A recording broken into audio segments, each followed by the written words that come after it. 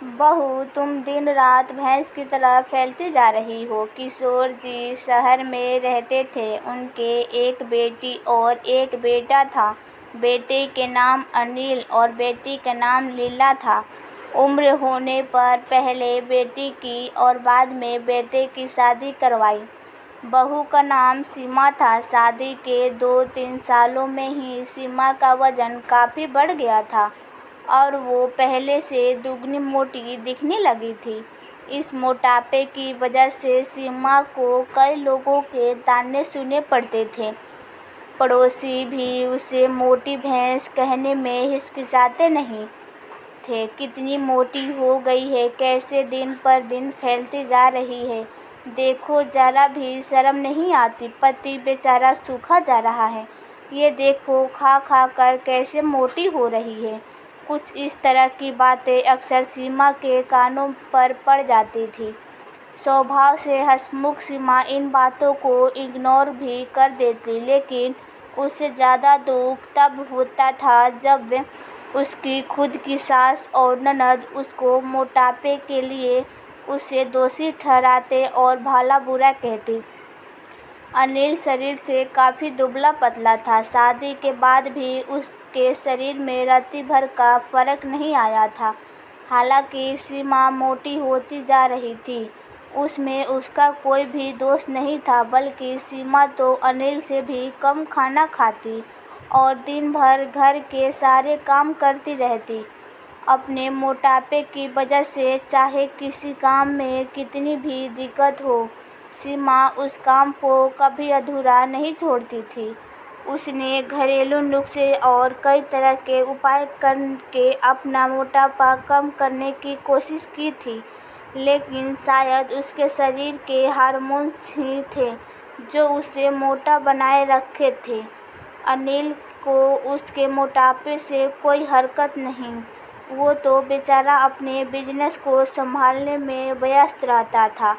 उसकी माँ और बहन हमेशा इस वजह से सीमा को कुछ न कुछ सुनाते रहते थे और सीमा काफ़ी रोया करती थी। सीमा जब भी मौका मिलता अपने पति से इस बारे में बात करती थी और कहती थी कि अपनी माँ और बहन को समझाओ, मैं मोटी हूँ, उसमें मेरा क्या दोष है। पूरी दुनिया मुझे कुछ भी कहे, मुझे फ़र्क नहीं पड़ता, लेकिन जब मेरे अपने की मुझे भला बुरा कहते हैं तो मुझे काफ़ी दुख होता है। ऐसे ही दिन बीतते चले गए। एक दिन सीमा की सास ताज़ी हवा लेने के लिए जब टेरेस पर गई हुई थी, तब वापस लौटते समय उसका पैर फिसला और सीढ़ियों से वो गिर गई। भाग्य से वो बच गई, लेकिन उसके पैर में बड़ा फ्रैक्चर आया। उसको अब एक जगह से दूसरी जगह जाने में भी काफ़ी दिक्कत होने लगी। बिना किसी के सहारे के वो ऐसा कर ही नहीं पा रही थी।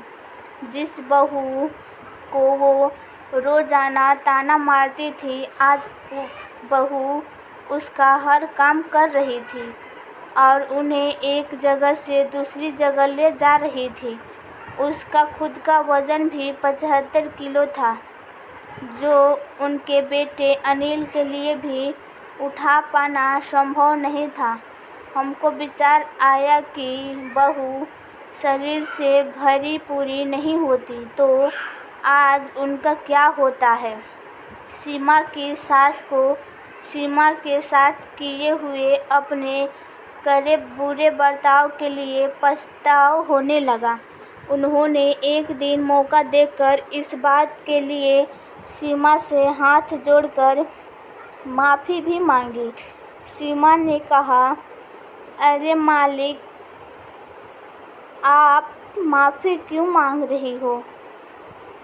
आप मुझे समझाने लगी, मेरे लिए इतना ही बहुत है।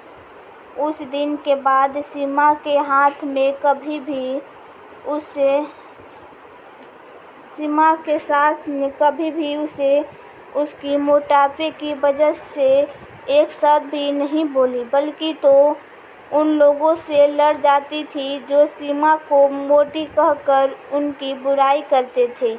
सीमा की ननद भी इस घटना के बाद उसे इस विषय पर कुछ भी ना कह सकती। खुशमिजाज सीमा अब पहले की तरह ही सब कुछ भुलाकर खुश रहने लगी।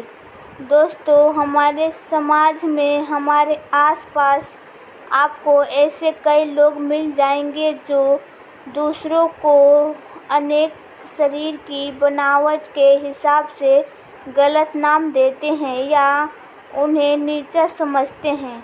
किसी की हाइट कम हो तो नाटा, किसी का रंग काला हो तो कालिया, कोई हेल्दी है तो मोटा, किसी के बाल कम हो तो टकला। हमें ऐसी सोच को पूरी तरह ख़त्म करना होगा और ये समझना होगा कि बाहरी स्वरूप ज़्यादा मायने नहीं रखता।